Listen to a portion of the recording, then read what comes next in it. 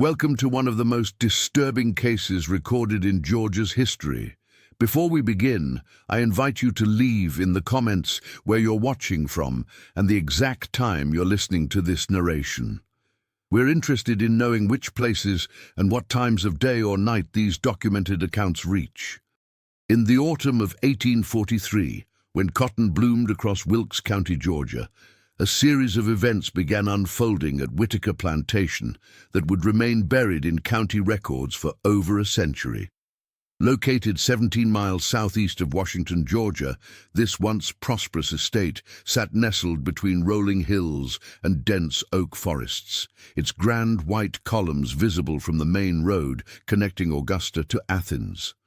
According to the few surviving documents from the Presbyterian Church archives in Macon, the mistress of this estate, Charlotte Whitaker, wife of Colonel James Whitaker, gave birth to triplets on September 8th, an event so rare at the time that it was recorded not only in church registries, but also mentioned in the Augusta Chronicle's society pages. What the newspaper failed to report, however, was the fate of the third child. The Whitaker family had been established in Georgia since 1776, when British loyalist Edmund Whitaker changed sides after witnessing the brutality of British troops in Savannah.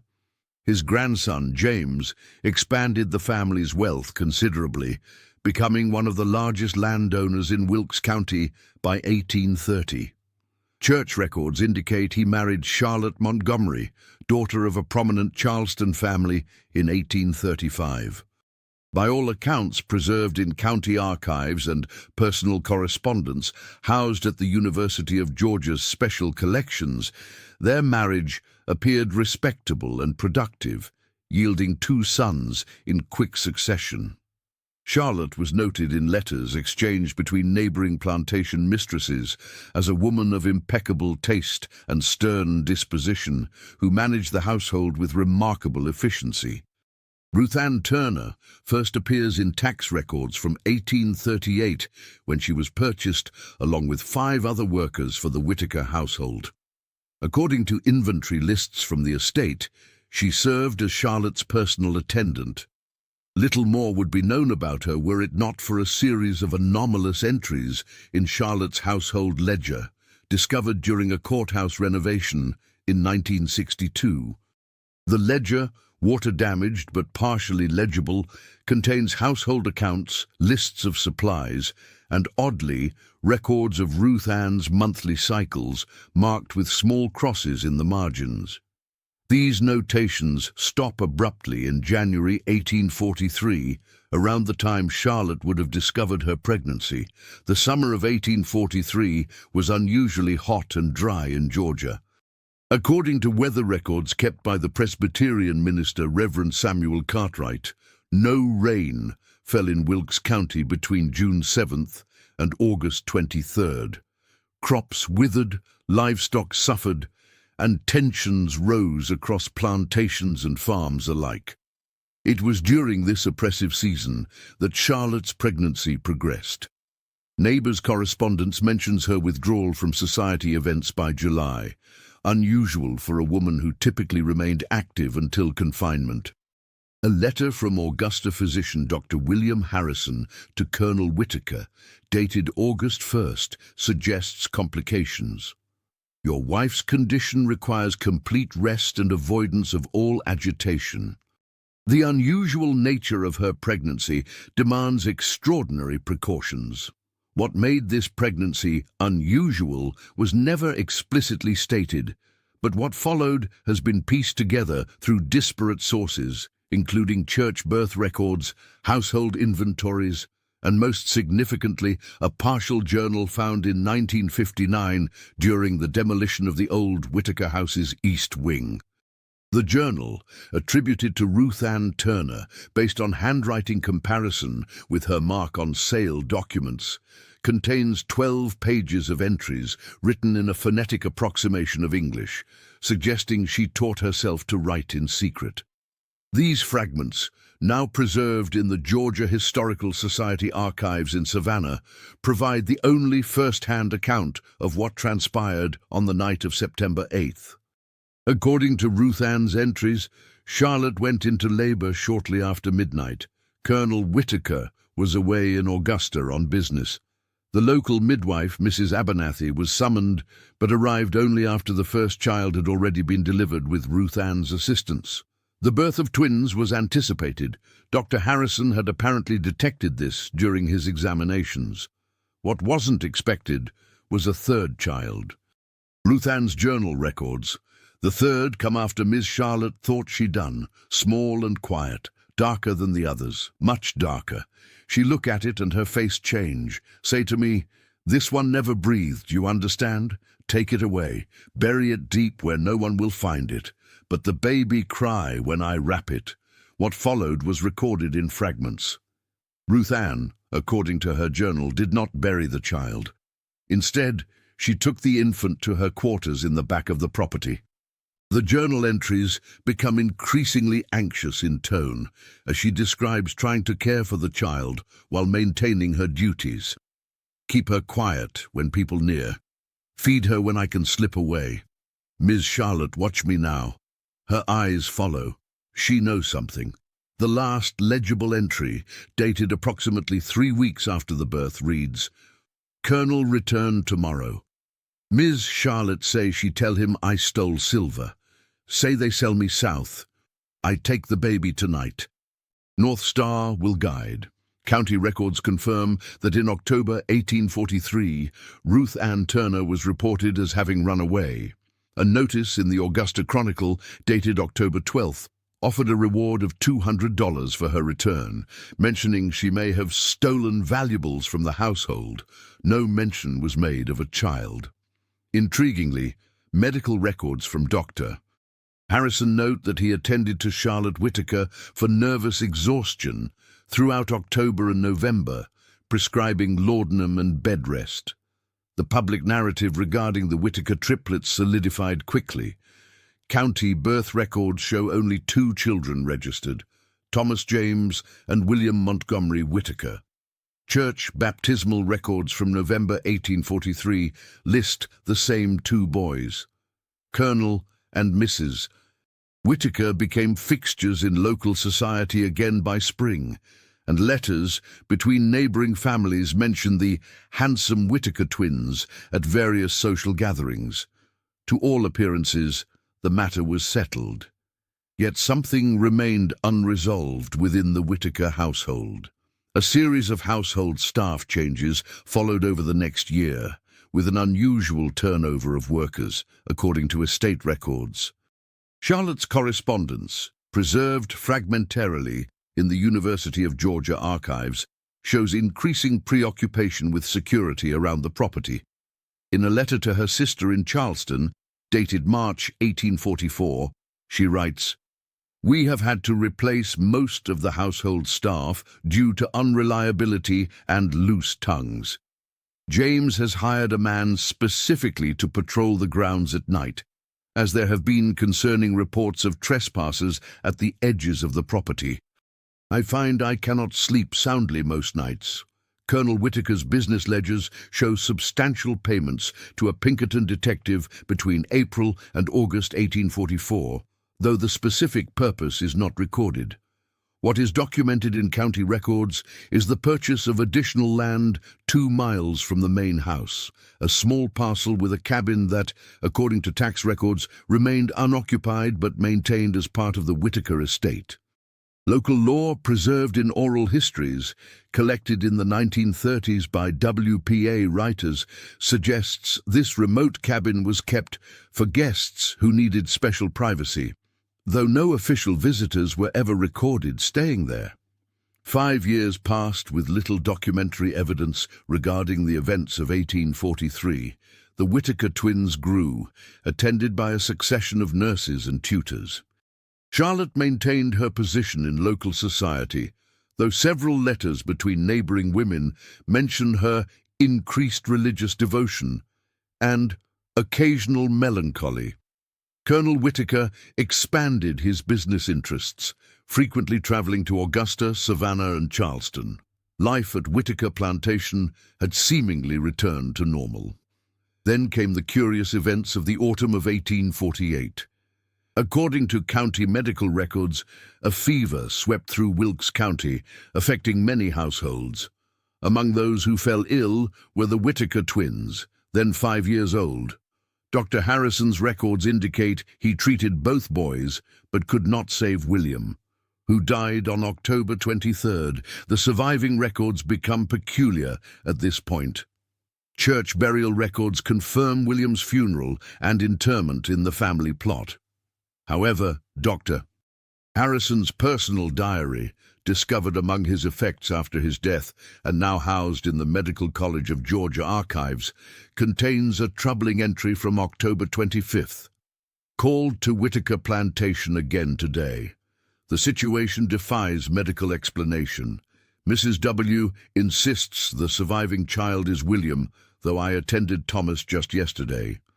Calder W. took me aside and explained the boys were so identical that in their grief they may have confused the names. I'm not convinced this is the entire truth, but it is not my place to question further. This confusion over which twins survived appears in several sources. The tutor's records from November 1848 refer to the surviving child initially as Thomas, then the name is crossed out and replaced with William. By January 1849, all household records consistently refer to William as the surviving twin.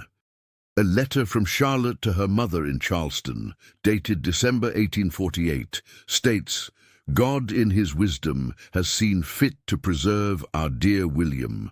Though we grieve for Thomas, we are grateful for the child who remains." William grows stronger each day and shows remarkable aptitude for his studies. What makes this particular detail disturbing is a notation in Ruth Ann Turner's journal, found on a page previously thought too water-damaged to read, but partially recovered through conservation techniques in 1967. The entry, dated shortly after the births, notes, the first boy strong and loud, the second smaller, with a small red mark behind his right ear, the third. The rest is illegible. Dr. Harrison's medical records from 1843 confirm that the twin named William had a small birthmark behind his right ear. Yet, in his 1848 diary, he notes his confusion because the surviving child showed no such mark. The years that followed brought significant changes to the Whitaker family.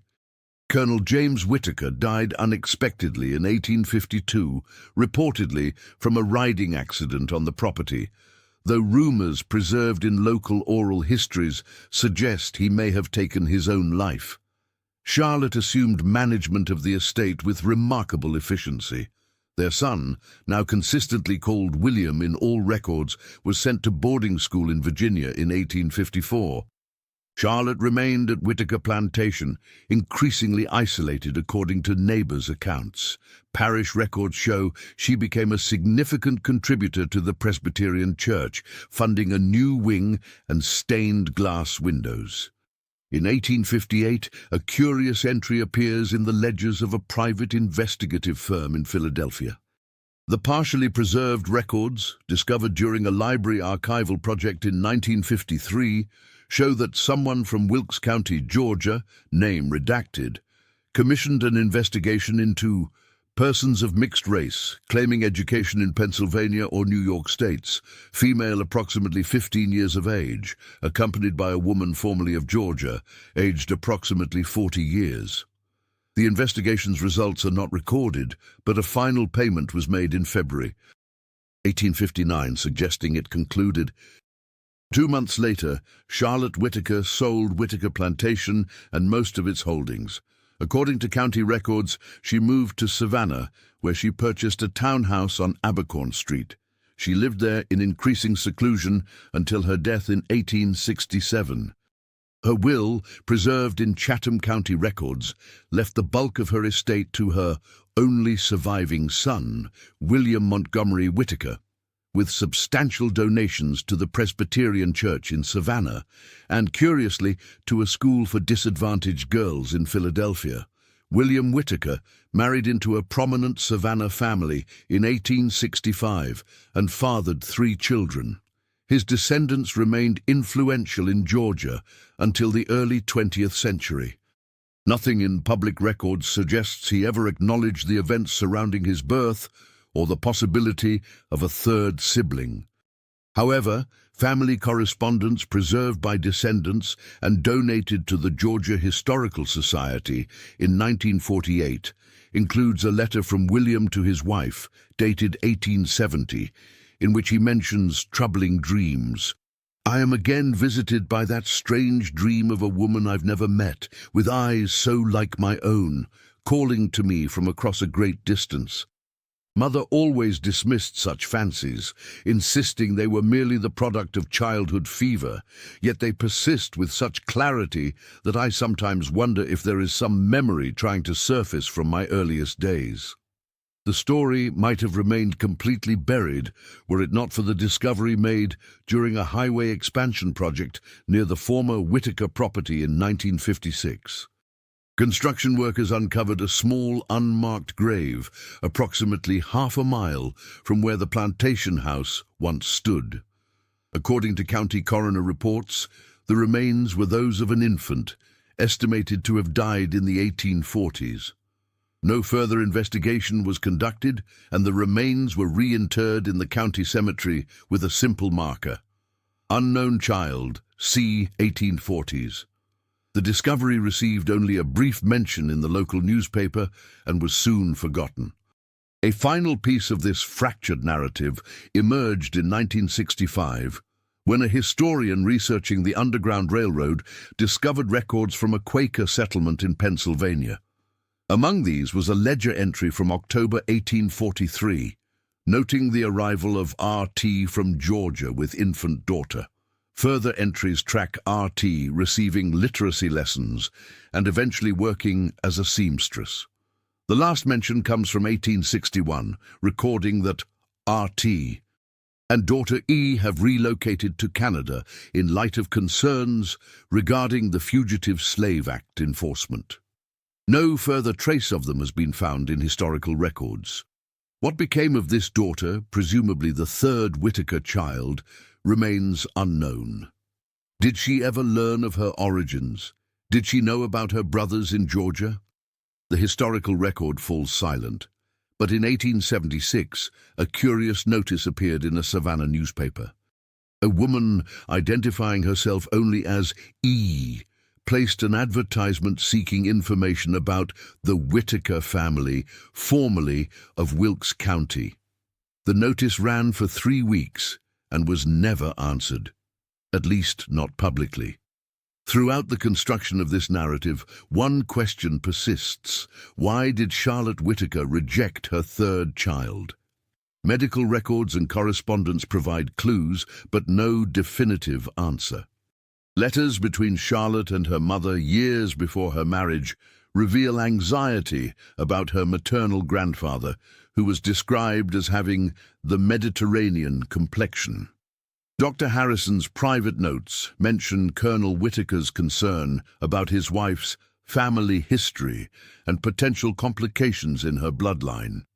In the racial hierarchy of antebellum Georgia, such complications could destroy a family's social standing and legacy. The story of the Whitaker triplets reminds us that the most profound horrors are not supernatural, but emerge from human hearts and social systems. What psychological toll did these events exact on everyone involved? Charlotte, living with her secret and fear of discovery. Ruth Ann, risking everything to save a child.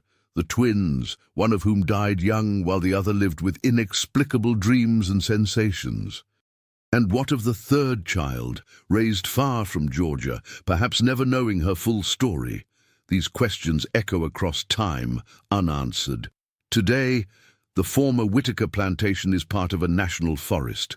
Nothing remains of the original structures except stone foundations, overgrown with kudzu and pine. Hikers occasionally report an unusual heaviness in the air around the old house site, a sensation of being watched from the dense woods that have reclaimed the land. Local historians attribute such feelings to the knowledge of what once occurred there, the weight of history pressing down. Others suggest it is merely the Georgia heat playing tricks on visitors' senses. In 1969, all records related to the Whitaker family were catalogued and archived at the University of Georgia. The archivist's notes indicate several pages appeared to have been removed from Charlotte's personal diaries before donation, and Ruth Ann's journal fragments show evidence of pages torn out. Some stories remain deliberately fragmented, pieces missing by design rather than by accident of history. Perhaps the full truth of what transpired at Whitaker Plantation in 1843 will never be known. But in the spaces between the documented facts, in the silences and omissions, we can discern the outlines of a human tragedy born of social pressure, prejudice, and the desperate measures taken to preserve appearances. The descendants of William Whitaker continue to live throughout the American South, many unaware of the circumstances surrounding their ancestors' birth. As for potential descendants of the third child, the one spirited away to Pennsylvania and then to Canada, they may walk among us, carrying a history they never learned, connected to a family that never acknowledged them. The past is never truly buried, merely waiting beneath the surface, its weight shifting the ground beneath our feet in ways we seldom perceive. In the archives of the Georgia Historical Society, the fragments of Ruth Ann Turner's journal rest in a climate-controlled drawer, preserved under glass. The handwriting, determined and purposeful despite limited literacy, tells a story of courage amid impossible circumstances. The final legible words, partially obscured but carefully transcribed by conservators, read, "They may erase us from their books, but our blood still flows, our story still lives." North Star, guide us now to where truth can breathe free. Perhaps the most profound horror lies not in what we know of this story, but in how many similar stories remain untold, buried in unmarked graves, or hidden in redacted records across the country. The Whitaker triplets represent countless other lives, shaped and sometimes destroyed by the societal structures of their time, structures whose shadows still lengthen across the present day. The past is never as distant as we might wish it to be. It lives in our institutions, our families, our DNA, and sometimes in dreams we cannot explain. As twilight falls over the Georgia pines and darkness settles across the former Whitaker lands, one might imagine three children, separated by circumstance and society, but forever connected by blood, looking up at the same stars, their lives flowing in different directions, like streams from a single source. One path ended abruptly in childhood. Another led to wealth and position in Southern society. The third disappeared into the north, like a tributary flowing toward a distant sea. All three shaped by a single night in September 1843, when a woman made a choice, another woman defied it, and the consequences echoed across generations. County records show that in 1958, a woman from Toronto visited the Wilkes County Courthouse, requesting information about the Whitaker family. She left no name, but the clerk remembered her because of her striking eyes, an unusual shade between grey and green. The clerk reported that when told most records from that period had been damaged or lost, the woman simply nodded as if expecting this answer, then asked directions to the old plantation site.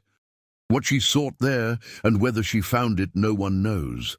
Like so many threads in this narrative, this one too disappears into the fabric of history, leaving only questions that whisper in the Georgia night. In the silence that follows such stories, we are left to wonder not only about the facts that history has preserved, but also about those it has obscured, the quiet courage, the secret sins, the children who grew up never knowing their true origins, and the bonds of blood that transcend the categories humans create to divide one another. Perhaps somewhere, even now, descendants of all three Whitaker children live their lives, connected by an invisible thread they cannot see but might sometimes feel, tugging at the edges of dreams or in moments of inexplicable recognition when looking into a stranger's eyes. The past is never truly past. It breathes beneath the soil of the present, feeding roots that reach into our lives in ways we may never fully understand. The story of Charlotte Whitaker, Ruth Ann Turner, and the three children born on that September night in 1843 reminds us that every family has its secrets, every community its silences, and every historical narrative its carefully maintained omissions. In these shadows, the true horror often lies, not in what is seen, but in what remains deliberately unseen, not in what is remembered, but in what has been systematically forgotten. In the archives of the Georgia Historical Society, the fragments of Ruth Ann Turner's journal rest in a climate-controlled drawer, preserved under glass. The handwriting, determined and purposeful despite limited literacy, tells a story of courage amid impossible circumstances. The final legible words, partially obscured but carefully transcribed by conservators, read, "They may erase us from their books, but our blood still flows, our story still lives." North Star, guide us now to where truth can breathe free. Perhaps the most profound horror lies not in what we know of this story, but in how many similar stories remain untold, buried in unmarked graves, or hidden in redacted records across the country. The Whitaker triplets represent countless other lives, shaped and sometimes destroyed by the societal structures of their time, structures whose shadows still lengthen across the present day. The past is never as distant as we might wish it to be. It lives in our institutions, our families, our DNA, and sometimes in dreams we cannot explain. As twilight falls over the Georgia pines and darkness settles across the former Whitaker lands, one might imagine three children, separated by circumstance and society, but forever connected by blood, looking up at the same stars, their lives flowing in different directions, like streams from a single source. One path ended abruptly in childhood. Another led to wealth and position in Southern society.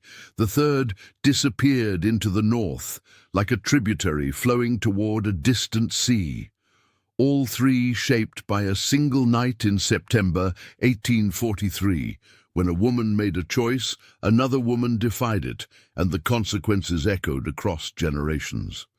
In 1958, according to Wilkes County administrative logs, a woman from Toronto visited the courthouse requesting information about the Whitaker family. She left no name, but the clerk remembered her because of her striking eyes, an unusual shade between grey and green, reminiscent of the Whitaker family portraits that once hung in the County Historical Society. The clerk noted in his personal diary, discovered during an estate sale in 1962, that when told most records from that period had been damaged or lost, the woman simply nodded as if expecting this answer, then asked directions to the old plantation site. What she sought there and whether she found it, no one knows. Like so many threads in this narrative, this one too disappears into the fabric of history, leaving only questions that whisper in the Georgia night. What we do know comes from an unusual source. The field notes of Dr. Eleanor Blackwood, an anthropologist who studied oral histories in rural Georgia between 1957 and 1960. Her papers, donated to Emory University in 1968, shortly before her death, contain an interview with an elderly groundskeeper who maintained the Presbyterian cemetery where the Whitakers were buried. According to this man, identified only as Mr. J., the woman from Toronto spent 3 days visiting the cemetery and the former plantation grounds. On the third day, he observed her placing 3 white roses on William Whitaker's grave. When he approached, she was weeping silently. "She told me she had family here once," Mr. J. recalled in the interview. "When I asked who, she just said, 'No one who would have claimed me.' Before she left, She asked if I knew about any children's graves, unmarked ones, near the old plantation. I told her about the small grave they found during the highway work. She thanked me and left the next day. Strangest thing, she left a sealed letter with me to put on Colonel Whitaker's grave, said it was a family matter. I did what she asked, but rain came that night.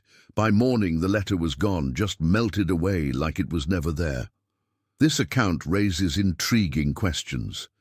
If this woman was indeed a descendant of the third Whitaker child, what brought her to Georgia after all those years? What did the letter contain? And why leave it at the grave of Colonel Whitaker rather than Charlotte's? The groundskeeper's account suggests she knew more about the family history than most, including details not widely known at the time.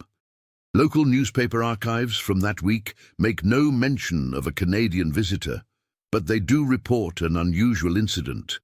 A small fire at the county records office that damaged several 19th century deed books.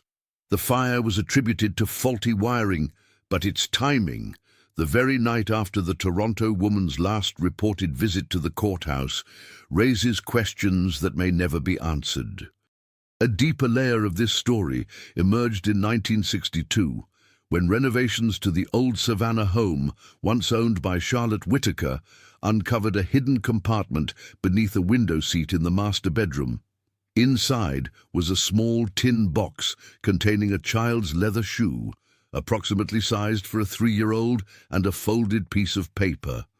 The paper, according to the contractor who found it, contained a list of dates, the last being October 12, 1843. The date Ruth Ann Turner was reported to have fled. Beside it was written what appeared to be a tally of miles, ending with the word Pennsylvania. Unfortunately, the contractor's wife, finding the items worthless, discarded them before historians could examine them.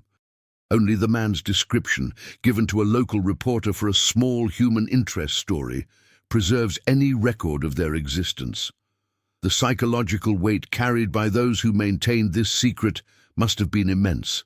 Charlotte Whitaker's medical records, fragmentary as they are, show increasing prescriptions for laudanum and other sedatives throughout her later life. Her physician in Savannah noted in 1862 that she suffered from nervous exhaustion and recurring nightmares, and often spoke in her sleep of a child in the woods and someone watching from the trees. Whether these were manifestations of guilt, fear, or something else entirely remains a matter of conjecture. Colonel Whitaker's role in these events is particularly ambiguous. His business ledgers show regular payments to various investigators over the years, but their purposes are never specified. After his death, Charlotte destroyed most of his personal correspondence, according to her lady's maid's testimony preserved in church records. What he knew, what he suspected, and what actions he took remain largely hidden from history. The circumstances of his death, a riding accident in which he was found with a broken neck at the bottom of a ravine on the property, were never thoroughly investigated. The local doctor who examined the body noted only that death appears to have been instantaneous and that the colonel's face wore an expression of extreme distress. William Whitaker, the surviving twin, or possibly Thomas if Dr. Harrison's confused records are to be believed, grew up under the shadow of these events, though perhaps unconsciously. His school records from Virginia show an intelligent but troubled young man who suffered from insomnia and what his headmaster called a melancholy disposition inappropriate to his years. He excelled academically, but struggled socially, preferring his own company to that of his peers. A letter from his roommate to his parents, preserved in a private collection and made available to researchers in 1970, describes William as often waking in the night, claiming to have heard a woman calling his name from outside the window. When I look, there is never anyone there, but he remains convinced. After graduating, William briefly attended medical school in Philadelphia, but withdrew after less than a year. His letter to his mother explaining this decision has been preserved. The dissection rooms disturb me more than I can express. Last week, upon uncovering the subject, a young colored woman, I was seized with such violent trembling that I had to be escorted from the room. I cannot explain this reaction, but I know I cannot continue in this profession. He subsequently entered law and built a successful practice in Savannah, specializing, ironically, in family estate matters. Descendants of William Whitaker have occasionally shown interest in their family history, though none appear to have uncovered the full story.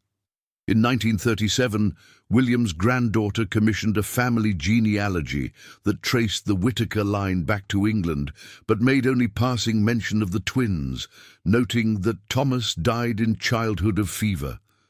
No mention was made of any third child. When interviewed for a county historical project in 1954, William's elderly son James stated that his grandmother Charlotte was a deeply religious woman who maintained strict discipline in the household, and that his father rarely spoke of his childhood. The possible descendants of the third child remain untraced. If Ruth Ann Turner and the infant girl indeed reached Pennsylvania and later Canada, they likely changed their names and perhaps their identities entirely. Census records from Toronto in the 1870s list several mixed-race families who had come from the United States, but none can be definitively connected to Ruth Ann or her charge. The trail grows cold at the Canadian border, obscured by the passage of time and the deliberate erasure of connections to the past that many escaped enslaved people understandably practiced. What became of the potential third line of Whitaker descendants? There is one tantalizing clue. In 1948, a woman named Eleanor Turner published a small volume of poetry in Montreal titled Blood Memory. The poems speak of dreams of cotton fields I've never seen and brothers lost across a line I cannot cross. The author's biography stated only that she was born in Toronto to parents who had come from farther south. One poem, titled simply Georgia, reads in part, "In dreams I walk a red clay road to a house I've never entered, where my face looks back at me from portraits of strangers. Is this merely coincidence, or could Eleanor Turner have been a descendant of Ruth Ann and the third Whitaker child?" The book is now extremely rare, with only 3 known copies in existence, all in private collections. The physical landscape that witnessed these events has changed dramatically over the years. The Whitaker plantation house burned to the ground in 1879, long after the family had left. The land was parceled and sold multiple times before finally becoming part of a state wildlife management area in 1952. Hikers and hunters who venture into the more remote sections occasionally report finding old brick foundations, remnants of outbuildings, and once, according to a 1966 newspaper account, a small stone marker with no inscription, surrounded by wild roses that bloom white even when no other roses grow in the area. Forest Service employees have never been able to locate this marker during subsequent searches. The psychological landscape of this story, the interior spaces where Charlotte Whitaker made her decision, where Ruth Ann Turner defied it, where the separated triplets lived their disconnected lives, remains even more elusive. We can only imagine the complex interplay of social pressure, racial ideology, family obligation, personal fear, and mother's intuition that drove Charlotte to deny her third child. Similarly, we can only speculate about the courage and moral clarity that motivated Ruth Ann to risk everything for an infant who was, in the eyes of the law and society, not even considered fully human. What would drive a woman to reject her own child? Historical context provides some answers. In antebellum Georgia, a child of visibly mixed race born to a white plantation mistress would have destroyed the family's social standing and possibly led to violence. Charlotte's position, wealth, and identity depended entirely on maintaining racial boundaries that such a birth would have irrevocably breached. Yet the emotional cost of this calculation must have been enormous. Her subsequent religious devotion, increasing reclusiveness, and dependence on sedatives suggest a woman haunted by her choices. Similarly, what would motivate Ruth Ann Turner to take such risks? Beyond basic human compassion, did she see in this infant a chance to strike back at a system that had claimed her own freedom? Or was her action simply a mother's instinct to protect a vulnerable child, regardless of circumstances? The fragments of her journal suggest a woman of remarkable strength and moral conviction, but the full complexity of her motivations remains hidden in the spaces between her carefully written words. The story of the Whitaker triplets illuminates the profound horrors that human societies can inflict through rigid hierarchies and boundaries, horrors that require no supernatural elements to chill the blood.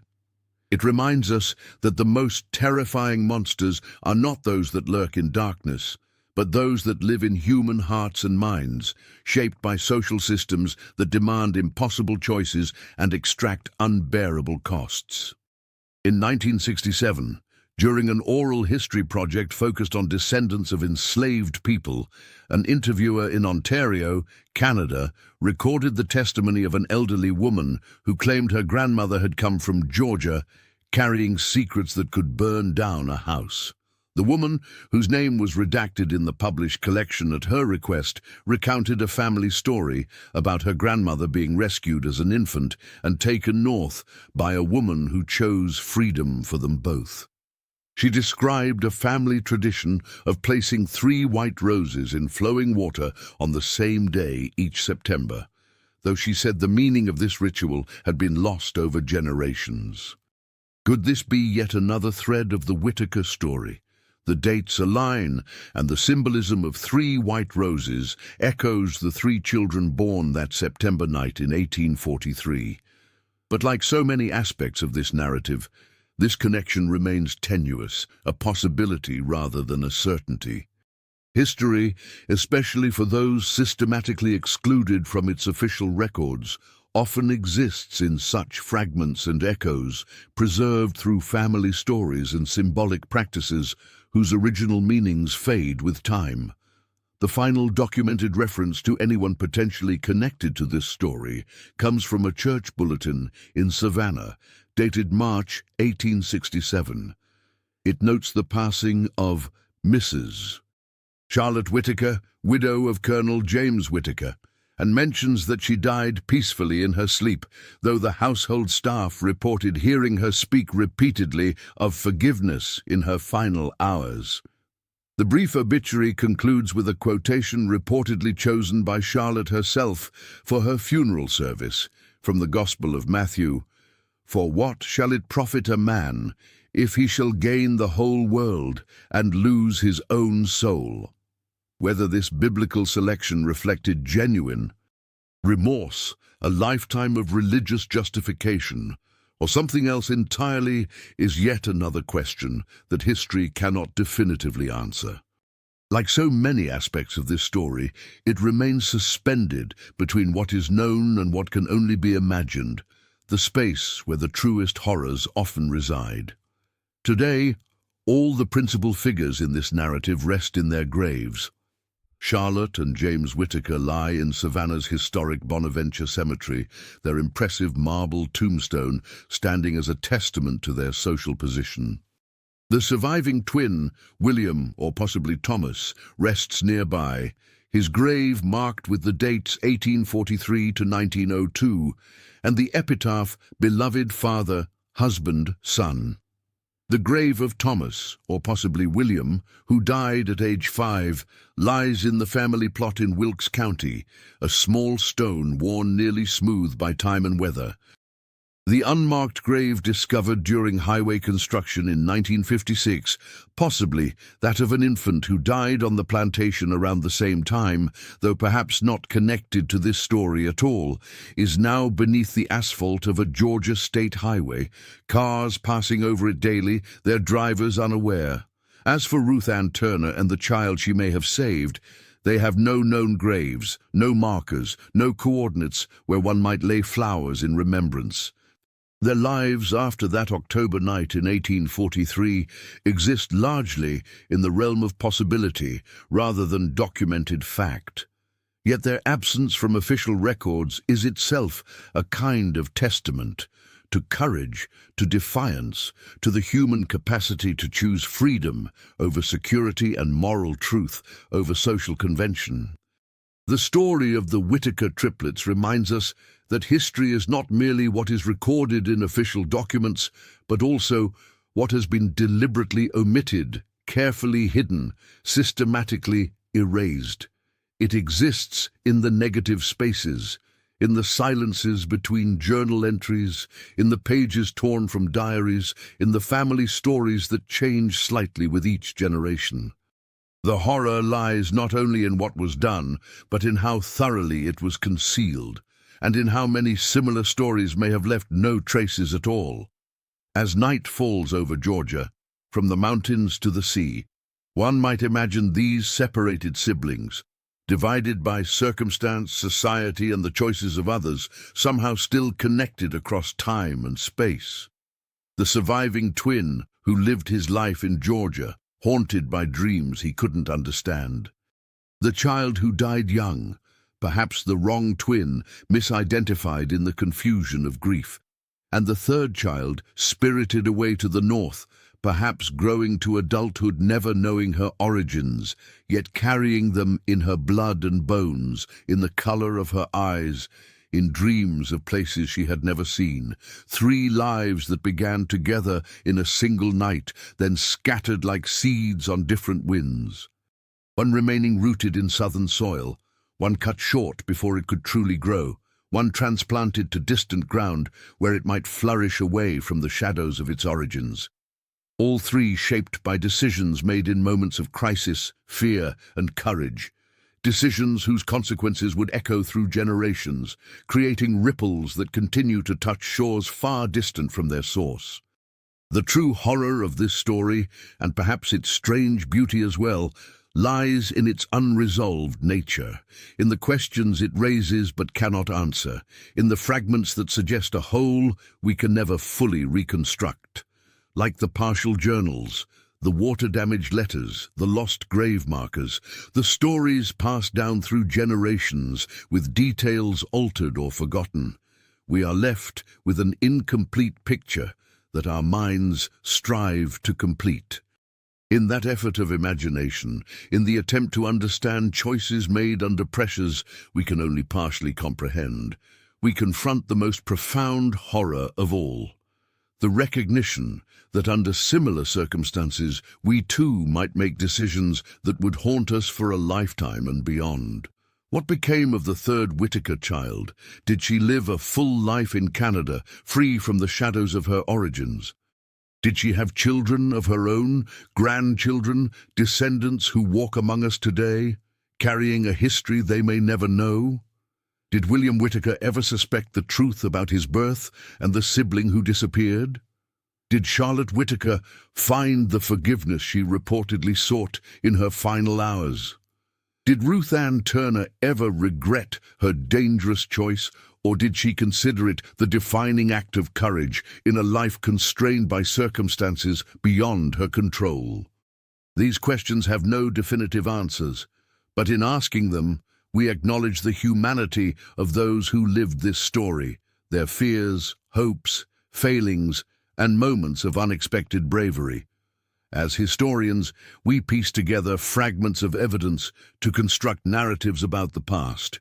But we must always remember that these narratives are approximations, attempts to make sense of lives lived in all their messy, contradictory complexity.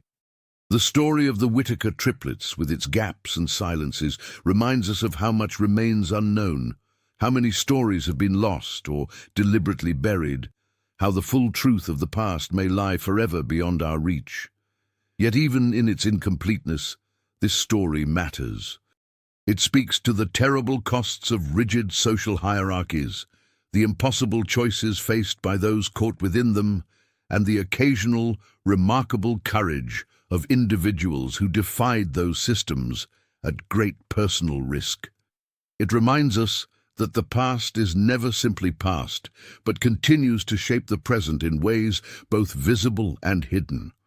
In the end, the most profound horror in the story of Charlotte Whitaker, Ruth Ann Turner, and the 3 children born on that September night in 1843 may be the recognition that similar stories continue to unfold, different in their specifics but similar in their essence, wherever human beings draw lines between us and them, wherever social systems demand that natural human connections be severed in service to artificial hierarchies, wherever parents and children face impossible choices dictated by circumstances beyond their control. And perhaps most importantly, it challenges us to look more deeply at our own society, to question what stories we might be hiding from ourselves, what truths we might be unwilling to face, what boundaries we maintain at terrible human cost. As we turn away from this fractured narrative, its pieces imperfectly assembled from the fragments history has preserved, we might do well to remember that the past is never truly buried. It lives on in archives and attics, in family resemblances and unexplained dreams, in patterns of privilege and disadvantage that persist across generations. The true legacy of the Whitaker triplets, and countless others whose stories have been similarly fragmented or erased, continues to shape our world in ways we are only beginning to understand. The Georgia pines still whisper in the wind. The red clay still holds its secrets. And somewhere, perhaps, descendants of all 3 children born that night continue to live their lives, separated by the choices of others, yet connected by bonds that transcend time, distance, and all human efforts to sever them.